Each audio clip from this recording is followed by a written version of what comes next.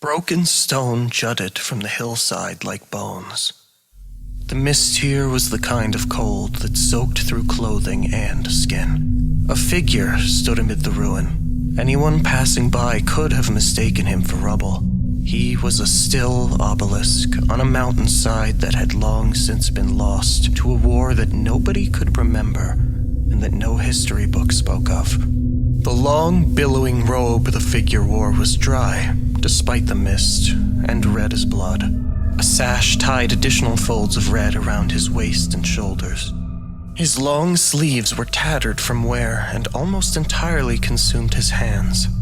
Beneath the robe, black cloth was wrapped tight to his body, showing off how thin his long arms and legs were.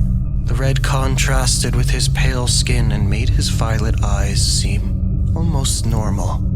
The figure in red stood alone in the deep imprint of a massive wolf paw, the remnant of a long-forgotten animal that nobody alive had seen, save, of course, for the figure, who peered down at the paw print with an air of nostalgia.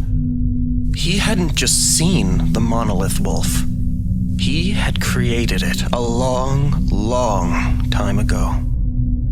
He held his hands behind his back, looking down at the paw print he stood in, examining it with his eyes, but not bothering to dirty himself in the mossy green mud. "Shame," he whispered it to himself and to the stones around him. The rocks simply stared on in response. With his unnaturally clean black boots, he toed the edges of the paw print, where the jagged nails had driven in long ago.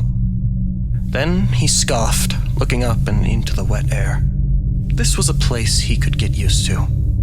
Quiet. No signs of life, no birds, no deer, no animals. Well, technically he wasn't alone, but he didn't count his stalker as alive. The creature was something in between life and death. The figure in red pretended not to notice the creature hiding among the shattered stones. Instead, he hummed to himself as he strode out from the paw print to find the next one. The trail was easy to follow.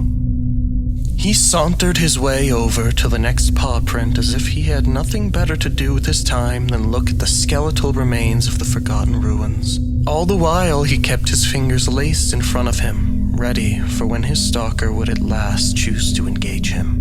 The figure in red knew that his stalker would regret it. The second paw print was old enough that it had crusted in the mud permanently, as if an artist had cemented it there. The figure in red was getting tired of waiting. This stalker was trying his patience. But that was all right. He was used to long bouts of waiting, and for far more important things than this. Sometimes he waited for hundreds of years. The figure in red had wanted to return to this ruin just for memory's sake. He remembered the plan. Build the monoliths and then use those massive beasts to shatter the world. This wolf had gotten so far, but then it had failed him. Like the other 3 monoliths. He sighed again and pushed at the dirt of the paw print with his foot. Finally, the stalker moved, but not in the way that the figure in red had expected. Rather than a blade slashing out, an arrow was loose and it whizzed through the air. It didn't reach its prey. Like a viper, the figure in red snatched the arrow out of the air, halting it in its course. With a sharp snap, the weak thing cracked in two. The figure in red let the pieces drop to the mud. "And here I thought my stalker was an admirer," the figure in red said. He turned to glance back at the one who had tried to kill him and was surprised at his youth. The man couldn't be more than 30 years old, at least in appearance. As he had already foreseen, his stalker wasn't truly alive. He was a vampire. He had the Eastern people's dark skin, as opposed to the pale skin of a blood origin descendant, so he must have once been human. He was dressed in a green cloak and gray-stained leather armor that made him blend in well with the misty surroundings. "That's all right," the figure in red continued. "I have so many enemies. I'm afraid I wouldn't know what to say to a friend." The young vampire didn't take his eyes off the figure in red. His mouth was set in a stern line and his eyes were unblinkingly focused. "Don't mind me. I love having one-sided conversations. the figure in red said sarcastically. The two stood, neither of them moving, neither of them even blinking. The figure in red stared into those red eyes and knew everything about the vampire. Once a man turned into a vampire by a close cousin and then inducted into a cult. A cult that hunted down legends of old, but had more dusty old history books than they had successful kills. A redundant, laughable organization to others. The cult didn't know how close they were to the truth. Tyven, the figure in red said, calling the vampire by name. Tyven flinched at the sound. Do your friends truly know who I am? The figure in red flipped up the border of his red cloak to reveal a blade at his waist and drew it fluidly, the weapon's edge a thin, precise, deadly razor. The young vampire flinched again. Night born amid light, said the figure in red. They are the dark that hid in the recesses of the beginning. They know all, for nothing can hide from eyes that see forever forward and have experienced all that is behind. He spoke the words as if he had said them 1,000 times. And in their hands writhe chaos illimitable, and the quiet will break into a dominion of screams. The vampire's eyes widened, and at last he spoke, his voice low. The lyric of the Dark Union, he whispered in awe. It was a horrified kind of awe, like Tyven had learned someone he loved had died. The figure in red stepped forward, and the vampire in green and gray backed away, his finger tightening on his bowstring, ready to shoot another deadly dart. Something pulsed from the figure in red that could not be seen, but could be felt. It burned at the brain, made flesh quiver and insides quake.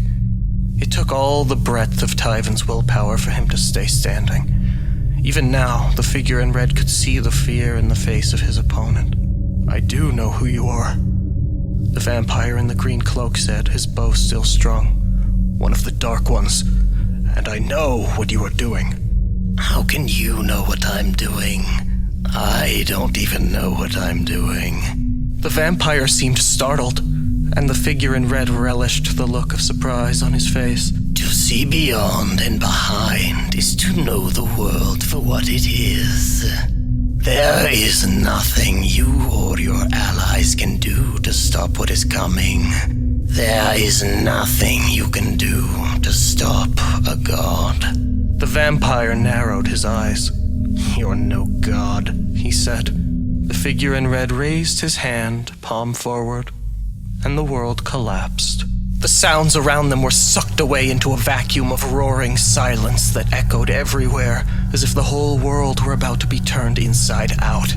Liquid blackness burst from the hand of the figure in red and engulfed the clearing, the trees, the ruined rocks, and the man with the bow. Tyven let his arrow fly, but it fell into the blackness and vanished. The vampire closed his eyes in resignation and surrendered to the tidal wave. But now, where Tyven the vampire had once stood, there was no one. The figure in red was alone again. He sniffed, bored, and with a quick swipe of his blade cut the stone nearest him in two. The upper portion tumbled and shattered down into the damp, muddy grass. He stared absent-mindedly at the rock for a few minutes and wondered how many people he had killed over the past several millennia. Do I make you angry? He whispered it quietly to nobody in that clearing, but to the three gods above who surely could hear. Does it sadden you to see the people of this world vanish, snuffed out by a power you gave me? For the first time, his indifferent mask broke, and he sneered up at the sky. I only deal to others what has been dealt to me! He hissed through his teeth, and spit flecked onto his lips. He looked back down to the ground and wiped the spittle away with the back of his hand, putting his weapon back into the sheath on his waist. Then he turned back to obtain what he had come for, something that few, if any, could even guess at. For the figure in red's intentions were unknown to all, and older than even the mountains.